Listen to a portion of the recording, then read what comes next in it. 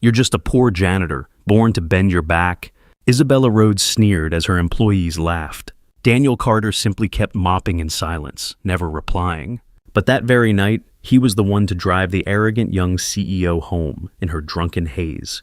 And the next morning, the words she spoke before the whole company changed his life forever. Daniel Carter stood alone in the quiet of his small apartment, staring at a faded photo on the fridge.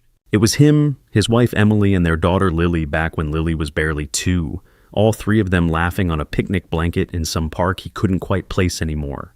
Emily's smile was wide, her hand resting on his arm like she'd never let go. That was before the cancer came, before the hospital bills piled up, before he had to drop out of engineering school to work nights and days to keep them afloat, before she slipped away leaving him and Lily alone. He touched the edge of the photo, his calloused fingers lingering, and his chest tightened. Lily was asleep in the next room, her soft snores drifting through the thin walls. He'd promised Emily he'd give their girl a good life, no matter what it took. Even if it meant mopping floors for people who'd never look him in the eye. He pulled his work cap over his dark hair, still thick despite the years, and checked his watch. Time for the morning shift at Rhodes Tech, the glass and steel tower that loomed over the city. Daniel was 35, broad-shouldered with a face that could have been handsome in a movie star way, if he ever bothered to care. But he didn't. His jeans were worn, his boots scuffed, his Navy janitor's uniform pressed but plain.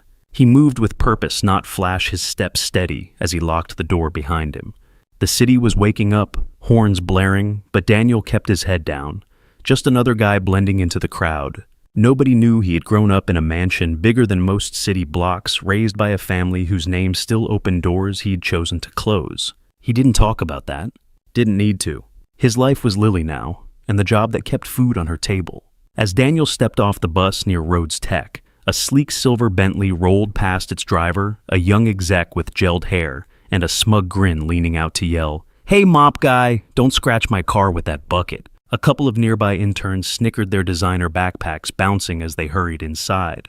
Daniel paused, setting his cleaning cart down carefully, his eyes flicking to the car's polished rims. He could have told the guy he'd once driven a car like that, back when his family's name meant something. Instead, he just adjusted his cap, the brim casting a shadow over his steady gaze, and pushed the cart forward. The exec revved the engine, peeling out, leaving a cloud of exhaust. Daniel didn't flinch, but his fingers tightened briefly on the cart's handle, the only sign of the jab landing. The intern's laughter faded as they disappeared into the building, but the sting hung in the air like smoke. The lobby of Rhodes Tech was a cathedral of wealth marble floors, men's crystal chandeliers, and air that smelled like money. Daniel pushed his mop across the tiles, the rhythm steady, almost meditative. He'd been at it an hour when the glass doors swung open and Isabella Rhodes swept in, her heels clicking like gunfire. At 28, she was the youngest billionaire CEO in the country, inheriting her father's tech empire and doubling its worth in 3 years. She was stunning, sharp cheekbones, dark hair pulled tight, a tailored suit that cost more than Daniel's yearly rent. But her eyes were cold, scanning the room like she owned every soul in it. Behind her trailed a pack of executives, all pressed suits and fake smiles, their voices loud with self-importance. Isabella stopped near Daniel, her coffee cup tilted just enough to splash dark liquid onto the floor he had just cleaned. She didn't look at him. "Good thing we've got a janitor," she said, her voice sharp as a blade, "or this place would be a swamp." The executives laughed, a chorus of sycophants. A wiry man with slicked back hair, probably some VP named Greg, chimed in. "Yeah, without him, the trash would pile up like mountains." The group moved on, their laughter echoing off the walls. Daniel kept mopping, his jaw tight, but his hands steady. He didn't look up. Isabella glanced back, her lips curling. "People like you," she said, loud enough for the lobby to hear, "were born to bend their backs." Nobody saw the way Daniel's grip tightened on the mop handle just for a second before he kept going. In the break room later, Daniel sat alone with a thermos of coffee, his lunch, a peanut butter sandwich half-eaten on the table. A group of mid-level managers crowded in, their conversation loud, their ties loosened. One of them, a stocky guy with a loud voice and a Rolex, noticed Daniel and smirked. "Hey, janitor, you ever think about doing something with your life?" The others chuckled, one pretending to mop the air with an imaginary stick. Daniel took a slow sip of his coffee, his eyes steady on the table. "I'm doing it," he said, his voice low, final. The managers froze, their laughs catching in their throats. The stocky guy opened his mouth, then closed it like he'd swallowed something sour. Daniel stood, packed his lunch, and walked out, leaving the room quieter than he'd found it. Hey, before we go further, if this story's hitting you, take a second. Grab your phone, hit that like button, drop a comment below about what resonates, and subscribe to the channel. It means a lot to keep these stories alive, and I'd love to know you're out there listening. All right, let's keep going. He wasn't new to this. The insults came daily, some subtle, some not. The security guard who called him Mop Boy like he was a kid. The intern who smirked when Daniel held the door for her. The way people stepped around him like he was furniture. He'd learned to let it slide, not because he was weak, but because he'd been taught better. His father, a man who'd built an empire of his own, had drilled it into him. Restraint is power. Never let them see you sweat. Daniel carried that lesson in his bones, even if he had walked away from the family name. He didn't need their money or their approval. He had Lily, and that was enough. Around noon, Daniel was hauling a trash bin through the engineering wing when he heard a frustrated curse. A young engineer, maybe 25, with a hipster beard and a too-tight blazer, was jabbing at the control panel for the automatic doors. They wouldn't budge. Piece of junk, the guy muttered, kicking the frame. Daniel paused, watching. He knew those doors knew the wiring, the sensors, the way the system hummed when it was happy. He'd spent a year designing a prototype just like it before life pulled him away from school. He stepped over Mop, still in hand, and tapped a sequence on the panel. A faint click, a whir, and the door slid open. The engineer blinked, then laughed. Lucky guess, huh? Isabella was passing by her eyes, catching the scene. She stopped, arms crossed. Just a handyman, she said, her tone dripping with dismissal. The engineer chuckled, but Daniel met her gaze steady and unblinking. I designed that system in my senior year, he said, his voice low, calm like he was stating the weather. The engineer's mouth snapped shut. Isabella's frown deepened, her eyes narrowing as if she'd been slapped. The air in the hallway went still, the kind of quiet that makes people shift their feet. She turned and walked away, her heels echoing like a challenge. Daniel went back to his mop. Later that afternoon, Daniel was restocking supplies in a conference room when a junior exec, a woman with a tight bun and a fake smile, dropped a stack of papers near him. They scattered across the floor, some landing in a puddle he hadn't mopped yet. She didn't apologize, just sighed dramatically. Hope you're faster with a mop than you are with picking those up, she said, her voice sweet but sharp like poison candy. A few others in the room smirked, watching. Daniel knelt, gathering the papers, his hands careful not to smudge the ink. He stacked them neatly and handed them back. Careful next time, he said, his tone, even his eyes meeting hers just long enough to make her blink. She snatched the papers and hurried out, her cheeks red. The room felt heavier, the smirks fading as Daniel returned to his work. That evening, the top floor of Rhodes Tech was alive, with the clink of champagne glasses and the hum of rich voices. Isabella was hosting a party for investors in the penthouse lounge, a glass-walled space overlooking the city's glittering skyline. Daniel had been called up to clean a spill, some red wine that had stained the white carpet like blood. He worked quietly, kneeling with a rag, while men in tuxedos and women in glittering dresses swirled around him. A bald investor with a Rolex the size of a hubcap noticed him and grinned. A billionaire CEO with a janitor tagging along. Amusing, he said loud enough to draw eyes. Isabella, leaning against a table, smirked. Some people only exist to serve us, she said, her voice carrying over the music. A few guests laughed, their eyes sliding over Daniel like he was part of the decor. He kept scrubbing, his movements slow and deliberate, not a flinch on his face. As the party buzzed on, Daniel carried a tray of empty glasses toward the service exit. A tipsy marketing director, a tall man with a loud tie and louder voice, blocked his path, swaying slightly. Hey, janitor, you ever wish you could join us up here sipping the good stuff? He waved his champagne flute, splashing a few drops on Daniel's uniform. The crowd nearby chuckled, eyes gleaming with amusement. Daniel set the tray down, wiping his sleeve with a rag from his pocket.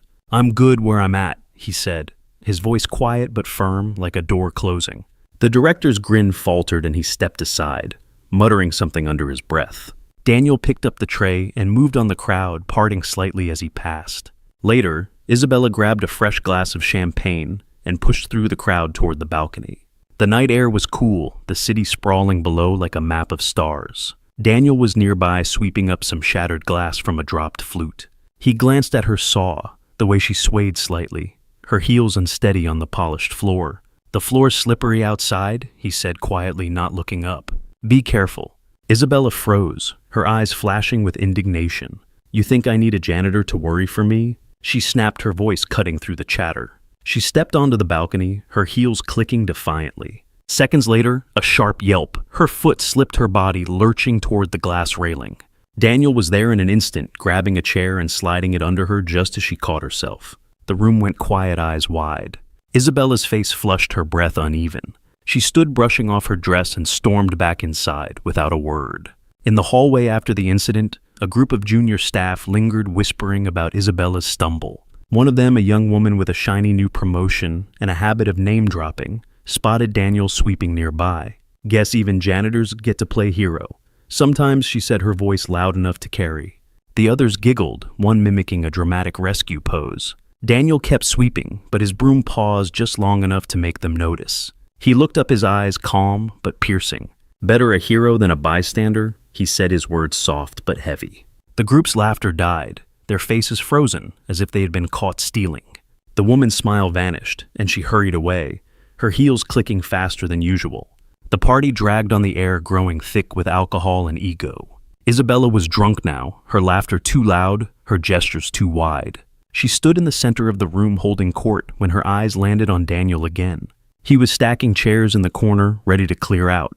She pointed, her voice slurring slightly. A lowly janitor dares breathe the same air as us, she said, and the room erupted in laughter. A woman in a red dress, some influencer with a fake tan and a cruel smile, piped up. Maybe he dreams of catching the CEO's eye. More laughter, sharp and mean.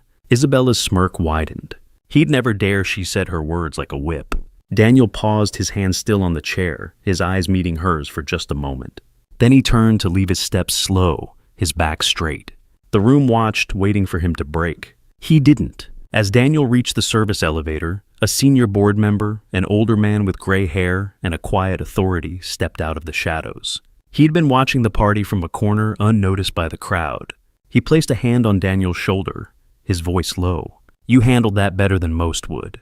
Daniel nodded, his face unreadable, but his eyes held a flicker of something, gratitude maybe, or recognition. The board member handed him a business card, plain but heavy with just a name and number. Call if you ever need to, he said before turning back to the party. Daniel slipped the card into his pocket, the weight of it grounding him as he stepped into the elevator. Downstairs, Daniel stepped into the main elevator, ready to call it a night. The doors were closing when Isabella stumbled in her dress slightly askew, her eyes glassy. She leaned against the wall, laughing bitterly. God, sharing a lift with a janitor, she muttered, her voice thick with disdain. Before Daniel could respond, the elevator lurched, the lights flickering. A low groan echoed from the machinery above. Isabella's eyes widened, her breath catching. What's happening? She demanded, her voice sharp with panic. Daniel didn't answer. He stepped to the control panel, pried it open with steady hands, and traced the wires. A loose connection, a spark waiting to happen. He twisted two wires together, his movements sure practiced. The lights steadied, the elevator hummed back to life. Isabella stared, her mouth slightly open as the doors slid open on the ground floor. She didn't move for a moment, just watched him step out. Outside, a small crowd of staff had gathered, drawn by the rumor of the elevator glitch. A tech assistant, a nervous kid with glasses too big for his face, whispered to another. Bet the janitor freaked out more than she did. The group chuckled, but their laughter stopped when Daniel walked past, his calm unshaken. He paused by the kid, his voice quiet but clear. Fixed it before it broke, he said, not looking back. The kid's face turned red, his mouth opening and closing like a fish. The others shuffled their whispers, fading as Daniel headed for the parking lot, his shadow long in the streetlights. Outside, the night was cool, the parking lot nearly empty. Isabella was still unsteady, her steps faltering as she crossed to her car, a sleek black Mercedes that probably cost more than Daniel's apartment building. A manager, a short guy with a nervous laugh, hovered nearby. Should we call her a car? He whispered to another staffer. Isabella overheard her voice cutting through the air. I'm 1,000 times more sober than that janitor, she said, hiccuping as she fumbled her keys. Then she turned, her eyes locking on Daniel. Actually, janitor, take me home. At least you can drive. The group around her burst into laughter, the sound harsh and mocking. A billionaire CEO chauffeured home by a janitor, priceless, the manager said, slapping his knee. Daniel didn't blink. He just nodded, opened the passenger door, and waited for her to climb in. The drive was quiet at first, the city lights flashing past in a blur. Isabella slumped in the seat, her head against the window, muttering under her breath. "Your life must know nothing of responsibility," she said, her words slurring together. Daniel didn't answer, just kept his eyes on the road. They passed his street, a row of modest houses with cracked sidewalks and warm lights spilling from windows. A small figure darted out from one of the yards, Lily in her pajamas, her dark curls bouncing. "Daddy, I waited for dinner," she called, her voice bright with excitement. Daniel slowed the car, his face softening for the first time all night. He waved a small gesture, and Lily waved back her smile, lighting up the dark. Isabella turned her eyes, catching the little house, the tidy porch, the glow of a life built on love. Her expression shifted just for a moment, like a crack in a dam. As they pulled away, Daniel's phone buzzed in his pocket. He glanced at it, a text from his sister still tied to the family's world of wealth and influence. "Dinner tomorrow. Mom's asking about you." He didn't respond, just slid the phone back. Isabella noticed her voice sharp despite the slur. What even janitors get family drama? Daniel's eyes stayed on the road, but his jaw tightened slightly. "Family's family," he said, his tone flat but heavy, like a stone dropped in still water. Isabella opened her mouth, then closed it, her gaze drifting to the window. For the first time, she seemed to notice the world outside her own.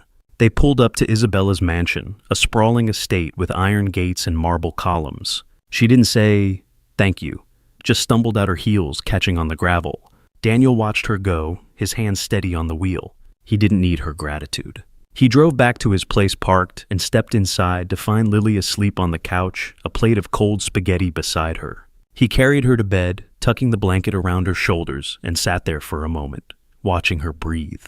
The weight of the day settled on him, but he shook it off. He had work in the morning. At the mansion's gate, Isabella fumbled with her keys, dropping them into the gravel. A security guard, a burly man with a bored expression, watched from his booth.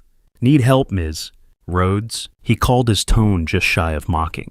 Isabella shot him a glare, then spotted Daniel's car pulling away. For a moment, her face softened, her hand pausing on the gate. She remembered the way Lily's voice had lit up the night, the warmth of that small house. She shook her head as if to clear it, and pushed through the gate, her steps uneven but determined. The guard smirked, but she didn't notice. Something had shifted, even if she couldn't name it yet. The next day, the Rhodes Tech lobby was buzzing with gossip. Staff whispered behind their hands, their eyes darting to Daniel as he pushed his mop across the floor.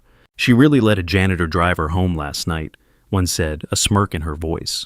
The manager from the night before leaned against a desk, grinning. "Betty bragged all night about driving the CEO," he said loud enough for Daniel to hear.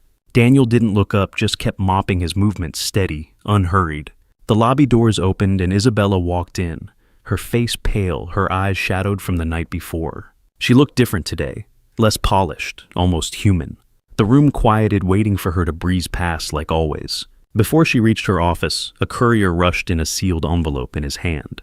He handed it to Isabella, who tore it open, her eyes scanning the contents. It was a letter from the board referencing an old project proposal with Daniel's name on it, something about energy-efficient systems dated years ago. Her hands trembled slightly as she read, her face unreadable. She glanced at Daniel, still mopping, and for a moment their eyes met. He didn't react, just kept working, but the air between them crackled with something new, recognition maybe, or the start of understanding. She folded the letter and walked on her steps slower than usual. Instead, she stopped in the middle of the lobby, her hands clasped in front of her. The staff froze, their whispers dying out. Daniel kept working his back to her, the mop gliding across the tiles. Isabella took a breath, her voice steady but softer than anyone had ever heard. "Last night I asked a janitor to drive me home," she said, her words carrying across the room. And he did, without complaint, without judgment. The air felt heavy, like the moment before a storm. She continued, her eyes fixed on Daniel's back. "I learned something. There are values money can never buy." The lobby was silent, the kind of quiet that makes your ears ring. The manager's grin faded, his face pale. The woman in the red dress from the party shifted uncomfortably, her eyes on the floor. Daniel paused, his hands still on the mop, but he didn't turn around. He just nodded, a small movement, and kept cleaning. The staff watched, some with wide eyes, others looking away like they'd seen something they weren't supposed to. Isabella turned and walked to her office, her heels clicking softly now, not like gunfire anymore. The days that followed were different. The manager who'd laughed the loudest was called into HR something about a leaked email where he had mocked Isabella's speech. He was gone by the end of the week. The influencer in the red dress posted an apology online after her followers turned on her screenshots of her cruel comments circulating like wildfire. The wiry VP Greg lost a major deal when an investor pulled out citing cultural concerns at Rhodes Tech. Nobody said it was because of Daniel, but the whispers followed him anyway. He didn't acknowledge them. He just showed up, did his job, went home to Lily. One morning, Daniel was cleaning a window in the executive lounge when a young intern dropped her coffee cup, the liquid pooling on the floor. She froze her eyes wide with panic, expecting a scolding. Daniel grabbed a rag and knelt beside her, wiping it up without a word. She stammered, "I'm so sorry, I didn't mean..." He cut her off with a small shake of his head. "Accidents happen," he said, his voice gentle but firm. She stared, then nodded, her shoulders relaxing. As she walked away, she glanced back, her expression softer, like she'd seen him for the first time. The other staff nearby watched, their usual smirks absent. People started to notice things. The way the head of engineering nodded to Daniel in the hall, like he knew something the rest didn't. The way a senior board member paused to shake his hand, lingering just a second too long. A folder on Isabella's desk with Daniel's name on it, tucked away but not hidden. Nobody mocked him anymore. The lobby felt different when he walked through, like the air had shifted. He didn't change, same uniform, same steady walk, same quiet presence. But the way people looked at him did. One evening, as Daniel was locking up the supply closet, a woman stepped into the building. She was in her late 30s with kind eyes and a quiet strength, her coat simple but elegant. She didn't need to announce herself. The room changed when she walked in. The security guard straightened, the receptionist fumbled her phone. She crossed the lobby, her steps sure, and stopped in front of Daniel. "Ready to go home?" she asked, her voice soft but clear. He smiled a real smile and nodded. The staff watched, their mouths open, as Daniel and his wife walked out together, Lily's hand in hers, their shadows blending into the evening light. The consequences came quietly, like ripples spreading across a pond. The company issued a new policy on workplace respect, signed by Isabella herself. The influencer's sponsorships dried up, her name fading from the guest lists. Greg was demoted, his office reassigned to someone else. Nobody needed to say why. Daniel didn't gloat, didn't linger to watch the fallout. He just kept moving, his life steady, his daughter's laughter filling the spaces where the insults used to live. The next week, during a staff meeting, an HR rep stood up to announce a new training program on workplace culture. She mentioned a consultant who'd advised on it, someone with deep experience in the company's systems. Eyes flicked to Daniel, who was restocking paper towels in the corner. He didn't look up, but the room felt his presence. The HR rep faltered, her voice catching, then continued. After the meeting, a few staff lingered, their conversations quieter, their glances at Daniel less certain. One whispered to another, "Did you know he used to work on the original building designs?" The other shook her head, her eyes wide. In the end, it wasn't about revenge. It was about truth. About a man who carried his dignity like a shield, not a sword. About a world that judged him wrong and learned too late. About a little girl who would grow up knowing her dad was more than they'd ever understand. And about the quiet power of a life lived well, no matter who's watching. Where are you watching from? Leave a comment below and hit follow to walk with me through heartbreak, betrayal, and finally healing.